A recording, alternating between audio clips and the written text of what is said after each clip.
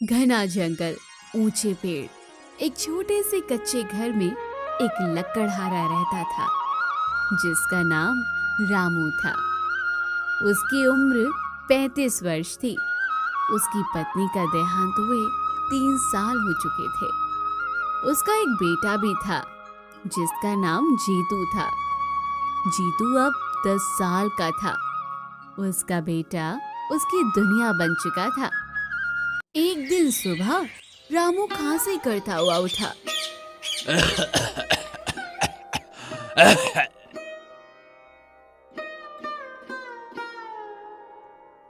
बाबा, आपको फिर से खांसी हो रही है। आप रोज ऐसे ही परेशान होते हो। चलो ना, आज मैं जंगल से लकड़ी ले आऊं, आप आराम कर लो। नहीं रे, तू अभी छोटा है बेटा। जंगल का रास्ता आसान नहीं होता। कांटे भी है, ढलान भी है और जानवरों का डर भी रहता है। मैं कर लूंगा, तू घर पर ही रह बेटा। बाबा, मैं छोटा तो हूँ पर आपके साथ रहकर सब सीख लूंगा। और जब बड़े जंगल में आप अकेले जाते हो तब मुझे भी चिंता होती है। बड़ा तो मैं भी आपके साथ ही हूँगा ना बाबा। आज मुझे जाने दो, मैं संभाल लूंगा। रामू ये सुन मुस्कुराया और बोला, अच्छा, इतना बड़ा हो गया है तू, है? चल फिर आज मेरे साथ चल, लेकिन ध्यान रखना बेटा, पहले मेरे पीछे पीछे ही चलना और कोई भी जोखिम वाली चीज देखकर मुझसे पहले हाथ मत डालना बेटा। ठीक है बाबा, आज मैं पूरी सावधानी रखूंगा, बस आप धीरे चलना। दिन बीतते गए। जीतू 15 साल का हो गया। कंधे मजबूत, आंखों में चमक। जंगल में लकड़ियां काटते हुए वो अक्सर पिता से पूछता, बाबा, माँ कैसी थी? बहुत शांत, तुझ पर ही गई है। अगर होती तो आज बहुत खुश होती। क्या वो मुझे कभी गोद में खिलाती होगी बाबा? अरे हाँ बेटा, बहुत खिलाया तुझे। तू तो उनका लाडला था बेटा। तेरे रोने पर वो तुरंत भाग कर आ जाती थी। उसकी हंसी कैसी थी बाबा? ऐसी कि सुनते ही दिन का थकान उतर जाए। पूरे घर में उजाला भर जाता था बेटा उसकी हंसी से।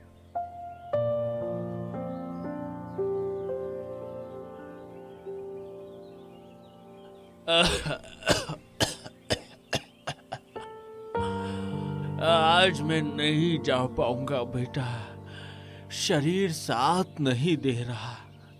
तो थोड़ा ही लाना, संभल कर जाना बेटा और जल्दी लौट आना। आप आराम करो बाबा, मैं ले आऊंगा। आप बस दवाई खा लेना, चिंता बिल्कुल मत करना, मैं संभाल लूंगा। जीतू अकेले जंगल गया। लकड़ियां काटते हुए आवाजें सुनाई दी, घोड़ों की, सेनापतियों की बोलियां। वो छिपकर देखने लगा। राज्य का राजा वीरेंद्र सिंह आया था और उसके साथ उसकी छोटी बेटी राजकुमारी कुमुद भी थी। वो 13 साल की थी। राजकुमारी फूल तोड़ रही थी। पिताजी, इस जंगल में कितनी प्यारी खुशबू है।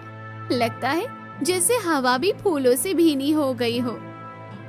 हाँ कुमुद बेटा, ये हमारा राज्य का सबसे पवित्र जंगल है। यहाँ मिट्टी और हवा दोनों में ही एक अलग ही सुगंध बसी है। जीतू पहली बार राजकुमारी को देख रहा था। वो स्तब्ध रह गया, जैसे समय रुक गया हो। ये कौन है? इतनी सुंदर, जैसे किसी कहानी से उतर कर आई हो। सच में मैंने आज तक ऐसा रूप कभी नहीं देखा। राजकुमारी ने अचानक उसकी तरफ देखा। जीतू डर गया और पेड़ों के पीछे छुप गया। राजा लौट आया, लेकिन राजकुमारी थोड़ी पीछे रह गई थी। वो अकेले पत्तों से खेल रही थी।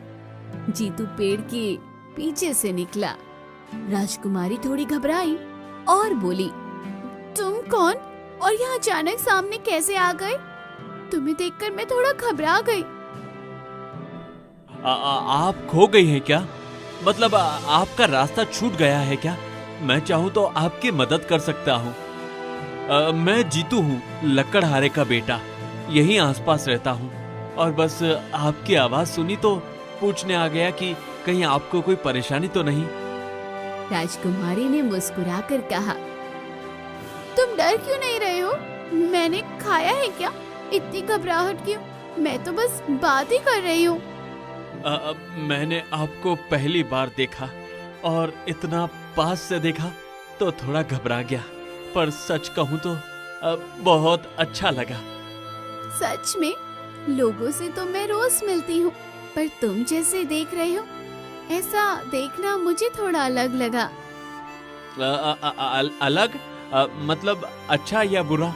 क्योंकि मैं डर गया था कि कहीं मेरी वजह से आप नाराज ना हो जाए। नहीं, बिल्कुल नहीं, अच्छा लगा। किसी ने पहली बार मुझे इतना सच्चे मन से देखा है। तो फिर मैं कोशिश करूंगा कि जब भी मिलूं आपको ऐसे ही अच्छा लगे। तो फिर मिलते रहेंगे। अगर तुम्हें भी अच्छा लगे तो मैं फिर बात करने आ सकती हूँ। जीतू का चेहरा खिल उठा। हाँ, अगर आपको मंजूर हो तो मैं तो हर बार खुशी से मिलूंगा। बस आप इशारा कर देना। जरूर, मैं भी चाहूंगी कि हम फिर बात करें। और अगर कभी आपको रास्ता ना मिले या डर लगे तो मैं पास ही रहता हूँ। आवाज दो, मैं आ जाऊंगा। अच्छा, तो फिर आज से तुम्हें मेरा दोस्त मानो? मुझे मंजूर है। दोस्त होना मेरे लिए सम्मान है। और मेरे लिए भी।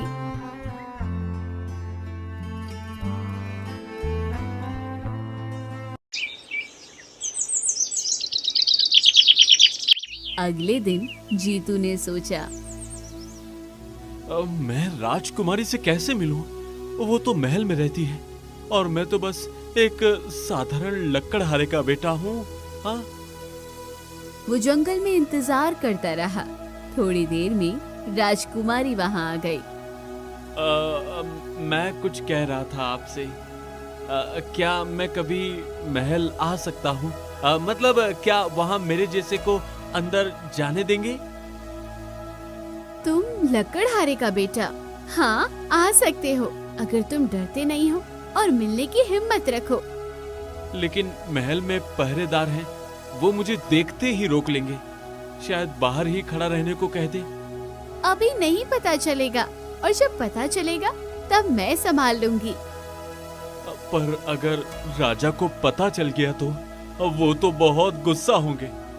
जीतू, अगर मुझे परेशानी होती तो क्या मैं खुद तुम्हें रास्ता बताती? मैं चाहती हूँ कि तुम आओ। अच्छा, तो फिर मैं आऊंगा दोपहर में। पर अगर मैं डर गया तो मैं तुम्हें पहले ही हिम्मत दूंगी।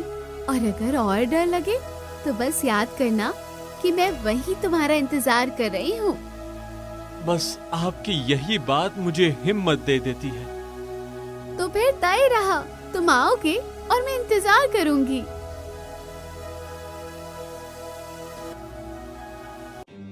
फिर वो दोनों चोरी छुपे हर रोज मिलने लगे। उनकी दोस्ती कब प्रेम में बदल गई उन्हें पता ही नहीं चला। उसी जंगल के काले हिस्से में जादूगरनी तीक्ष्णा रहती थी, जिसकी उम्र 100 साल से ऊपर थी। काले कपड़े, झाड़ियों सा बाल, वो जंगल में चमकती आंखों से ये सब देख रही थी। ओहो, राजकुमारी और लकड़हारे का लड़का, पवित्र प्रेम पनप रहा है। ये मुझे बिल्कुल मंजूर नहीं। उसके खून में जो शक्ति छुपी है वो मुझे चाहिए और इस प्रेम को तोड़ना ही पड़ेगा। थोड़ी देर में दोपहर होती है। जीतू पहली बार महल पहुंचा। वो पीछे वाले दरवाजे से धीरे धीरे अंदर घुसा। राजकुमारी उसके इंतजार में थी। तुम आ गए, डर तो नहीं लगा? महल में पहली बार आने वाले अक्सर घबरा जाते हैं। थोड़ा तो लगा, पर आप थी इसलिए हिम्मत आ गई। नहीं तो शायद दरवाजे से ही लौट जाता। चलो मैं तुम्हें अपना कमरा दिखाती हूँ, अंदर आकर तुम्हें और भी अच्छा लगेगा। लेकिन मैं सोच रहा था, क्या सच में मुझे वहाँ जाना चाहिए? हाँ क्यों नहीं, तुम मेरे बुलाए मेहमान जो हो। बस डर है कि कहीं कोई गलत मतलब न निकाल ले। जीतू, यहाँ हर बात का मतलब मैं तय करती हूँ, किसी और की परवाह मत करो। ठीक है ठीक है, फिर मैं आपके भरोसे ही चल रहा हूँ। और मैं चाहती हूँ कि तुम थोड़ा आराम से रहो।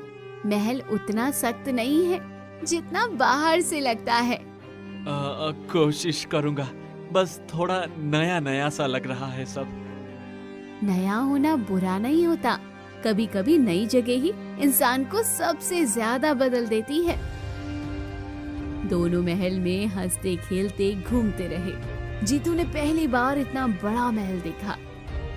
अगर राजा देख लेंगे तो पता नहीं क्या सोचेंगे।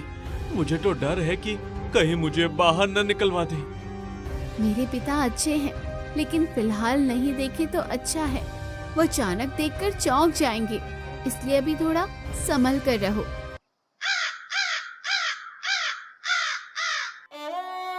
जंगल में एक दिन वृद्ध साधु आए। साधु की उम्र 70 साल की थी। राजकुमारी उनके चरण छूती है।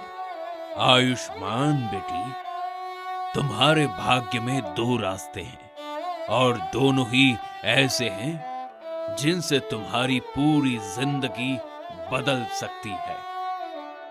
कैसे रास्ते बाबा? कृपया साफ साफ बताइए, मैं समझना चाहती हूँ कि आप क्या कहना चाहते हैं। पहला रास्ता सुख का रास्ता, जिसमें आलीशान जीवन, आराम, वैभव और शक्ति है। दूसरा रास्ता कठिन, जिसमें संघर्ष, दर्द और खतरे छुपे हैं, पर वही सच्चे प्रेम का मार्ग भी है। मुझे कौन सा चुनना होगा बाबा? क्या ये चुनाव मुझे अभी करना पड़ेगा या समय आने पर समझ जाएगा? जिस दिन तेरे प्रेम की परीक्षा होगी, उसी दिन तू जान जाएगी कि कौन सा रास्ता तुझे चुनना है। साधु की बात सुनकर कुमुद चुप हो गई। जीतू भी चिंतित हुआ। सालों बीत गए। कुमुद अब 17 साल की है, जीतू 19 साल का। दोनों रोज जंगल में मिलते। जीतू, तुम बदल गए हो, अब तो बिल्कुल वीर लगते हो। पहले जैसे लड़खड़ाते थे, अब तो कदम भी मजबूत हो गए हैं। तुम्हें देखकर लगता है जैसे तुम किसी लड़ाई के लिए तैयार हो। तुम भी रानी लगती हो, पर डर लगता है राजा को पता चल गया तो वो गुस्से में कुछ भी कर सकते हैं। मैं बस यही सोचकर घबरा जाता हूँ कि कहीं तुम्हें कोई तकलीफ न हो जाए। मैं संभाल लूंगी, तुम बेवजह डरते हो। अगर मैं तुम्हारे साथ खड़ी हूँ तो बाकी चीजों की चिंता मत करो। जो होगा हम दोनों मिलकर देख लेंगे। एक रात जादूगरनी ने पत्तों से जादू किया और अपने आप से कहने लगी, लकड़हारे के बेटे, तुझे पकड़ना ही होगा। तुझ में वो शक्ति है जिसे मैं वर्षों से ढूंढ रही थी। तू नहीं समझता, पर तेरे भीतर की आग मेरे जादू को भी झुका सकती है। मैं इतने सालों से तुझे तलाश रही थी, और अब जब तू मेरे सामने है तो मैं तुझे किसी भी हाल में हाथ से जाने नहीं दूंगी। अगले दिन जब जीतू जंगल में आया, जादूगरनी पेड़ से निकल पड़ी। कहाँ जा रहा है प्यारे लड़के? इतने छिपकर चलने से क्या होगा? मुझे तो तेरी चाल भी दूर से पहचान में आ जाती है। तुम कौन हो? अचानक सामने आकर इस तरह रास्ता क्यों रोक रही हो? तुम्हारी आवाज और अंदाज दोनों अजीब लग रहे हैं। साफ साफ बताओ, क्या चाहती हो? तेरी किस्मत, और किस्मत से कोई नहीं बच सकता। तू चाहे माने या ना माने, पर अब तू मेरे रास्ते में आ चुका है। उसने मंत्र पढ़ा, हवा तेज चली, पत्ते उड़ने लगे। जीतू चिल्लाया, कुमुद बचाओ, मुझे बचाओ। और वो बेहोश होकर जादूगरनी की गुफा में खिंच गया। राजकुमारी जंगल पहुंची पर जीतू कहीं नहीं था।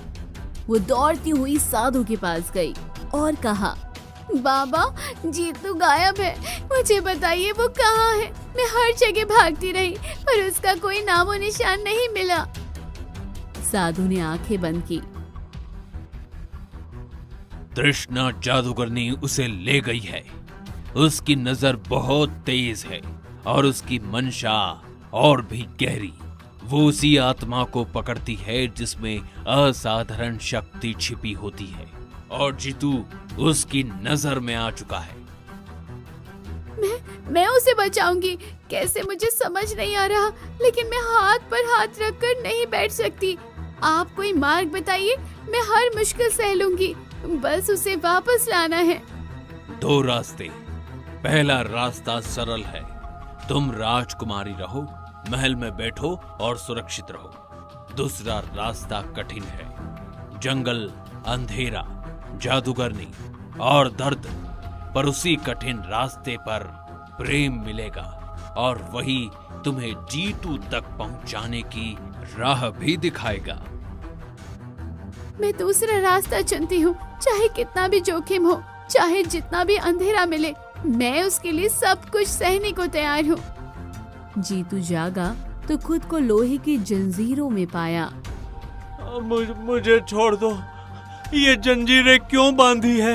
मैं तुम्हें नहीं जानता, ना ही मैंने तुम्हारा कोई दोष किया है। मुझे यहाँ कैद में रखने का कोई हक नहीं है तुम्हें। तेरे खून में पुरानी शक्ति है। तेरे पिता किसी समय में वनवंश के रक्षक थे। मुझे वो शक्ति चाहिए जीतू। तू चाहे इनकार करे, पर तेरे भीतर वही ताकत बह रही है जिसकी मुझे सदियों से तलाश थी, और अब मैं तुझे यूं ही नहीं जाने दूंगी। मैं कुछ नहीं जानता। तुम चाहे कितना भी कहो, मुझे अपने पिता की ताकत, वंश और जादू के बारे में कुछ भी समझ नहीं है। मुझे बस आजादी चाहिए, बस इतना ही। कुमुद अकेले जंगल में निकली थी। कांटे, अंधेरा, जंगली जानवर। वो पैर काटते हुए भी आगे बढ़ती रही। जीतू, मैं आ रही हूँ। मैं चाहे कितनी भी चोट खा लूं, तू जहाँ भी होगा मैं तुझे ढूंढ ही लूंगी। साधु प्रकट हुए। बेटी, तुझे 2 आखिरी परीक्षाएं देनी होगी। पहली परीक्षा भय की परीक्षा, दूसरी परीक्षा बलिदान की परीक्षा। सोच समझकर कदम बढ़ाना, क्योंकि दोनों ही आसान नहीं होंगी। मैं सब सहूंगी, चाहे जितना डर आए, चाहे कुछ भी देना पड़े, मैं पीछे नहीं हटने वाली। पहली परीक्षा जादूगरनी के पास एक काला झरना था। उसमें जो देखो वही डर बनकर हमला करता है। कुमुद उसमें झांकती है। उसे दिखता है जीतू मर रहा है। राजा उसे रोक रहा है। कुमुद रो पड़ी।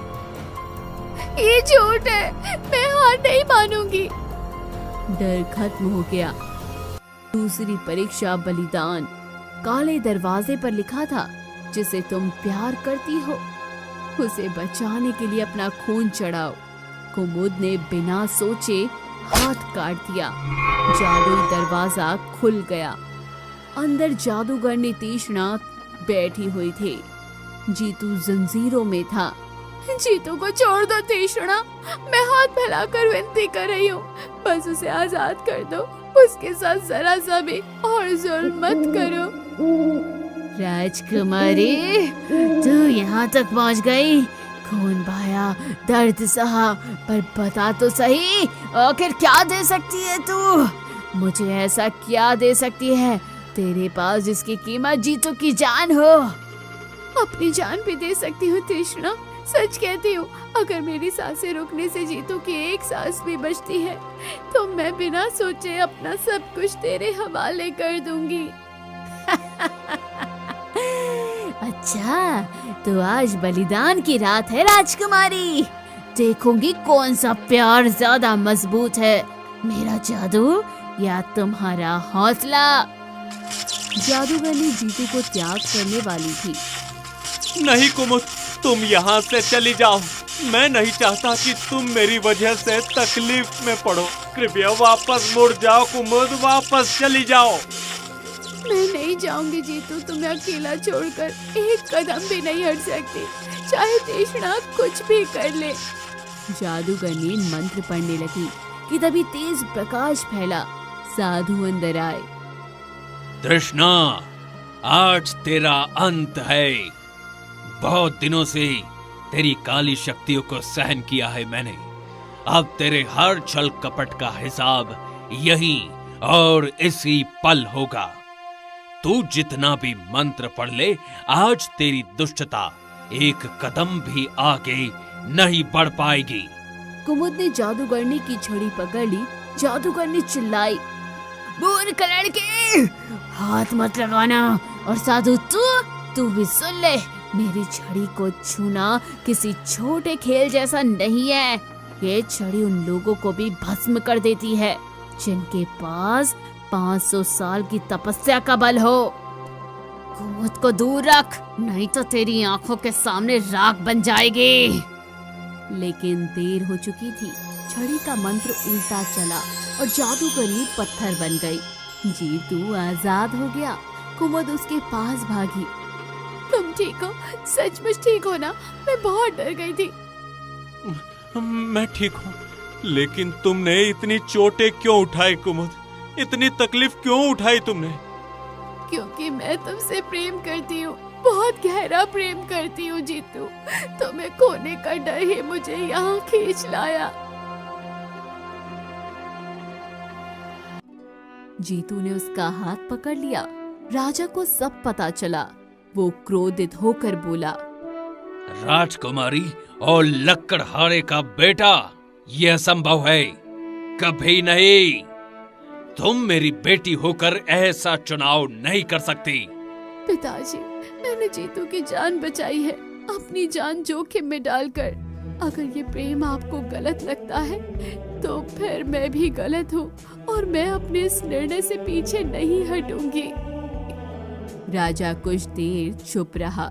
साधु ने कहा, जिस प्रेम की परीक्षा खून से हो, उस पर कोई राज सिंहासन भारी नहीं। जिस प्रेम में दर्द सहकर भी साथ निभाने का वचन हो, उसे कोई शक्ति नहीं तोड़ सकती। राजा पिघल गया। अगर मेरी बेटी उससे सच्चा प्रेम करती है और उसका मन उसी में अटका है, तो मैं कैसे मना कर दूं? कैसे उसके रास्ते में दीवार खड़ी कर दूं? हल में ढोल नगाड़े बजे। पूरा राज्य खुश था। जीतू राजकुमारी के सामने खड़ा था। मैं आज भी वही लकड़हारे का बेटा हूँ, चाहे मैं कितना भी बड़ा और मजबूत हो गया हूँ। मेरी जड़ें वही है, वही मिट्टी, वही जंगल और वही संघर्ष। और मैं आज भी वही लड़की हूँ, वही जिसने जंगल में तुमसे पहली बार मुलाकात की थी, वही जिसने तुम्हारे साहस और दयालुता को देखा और अपने दिल में जगह दी। समय बदल गया, पर मैं वही हूँ जो तुम्हारे साथ खड़ी है। दोनों ने विवाह किया। पूरा राज्य गूंज उठा। राजकुमारी कुमुद और राजकुमार जीतू की जय जयकार हो रही थी। जंगल अब भी खड़ा था, पर अब वो प्रेम की कहानी भी सुनता था। एक लकड़हारे के बेटे का प्रेम जिसने राजकुमारी को पाया, और एक राजकुमारी का साहस जिसने अपने प्रेम को बचाने के लिए अंधेरे से लड़ाई लड़ी। और दोस्तों, कहानी भी यहीं खत्म हुई। कैसी लगी दोस्तों, कमेंट बॉक्स में जरूर बताइए। चैनल को अभी तक सब्सक्राइब नहीं किया तो जल्दी जाकर कर लीजिए।